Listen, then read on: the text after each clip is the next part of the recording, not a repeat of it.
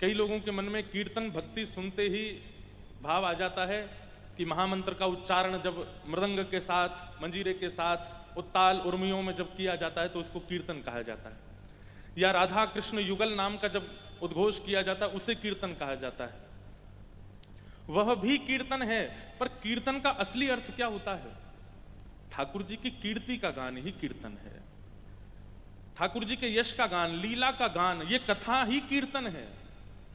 हम क्या कर रहे हैं अभी देखिए, ध्यान से सुनिएगा, हम क्या कर रहे हैं? कथा कर रहे हैं, ठाकुर जी की कीर्ति सुना रहे हैं, ठाकुर जी की लीला सुना रहे हैं, ठाकुर जी का यश, ठाकुर जी का भाव, ठाकुर जी के प्रभाव, ठाकुर जी का स्वभाव, सबका वर्णन कर रहे हैं।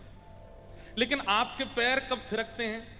जब ढोल बजता है, तबला बजता है, कीर्तन के जब स्वर लहरियों में वो होता है तो ही नृत्य होता है।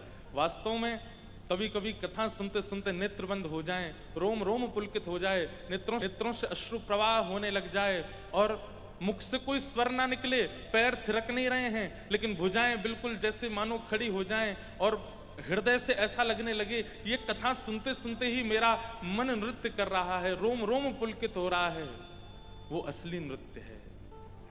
जहां कथा सुनते सुनते नृत्य हो जाए, जहां किसी वाद्य की आवश्यकता नहीं है, किसी स्वर की आवश्यकता नहीं है, केवल यश सुनते सुनते तन्मय हो जाए हृदय, वो कीर्तन। और होता है कईयों का, देखता हूं मैं, कथा सुनते सुनते नेत्र बंद हो जाते हैं, विरल अश्रुधार गिरने लगती है। इसका मतलब वो अप्रसन्न है या बहुत कष्ट में नहीं, वो बहुत प्रसन्न है, लेकिन वो एक ऐसी स्थिति में जा चुके हैं जहां उनको कुछ नहीं पता होता, केवल उनका मन और रोम रोम नृत्य कर रहा होता है।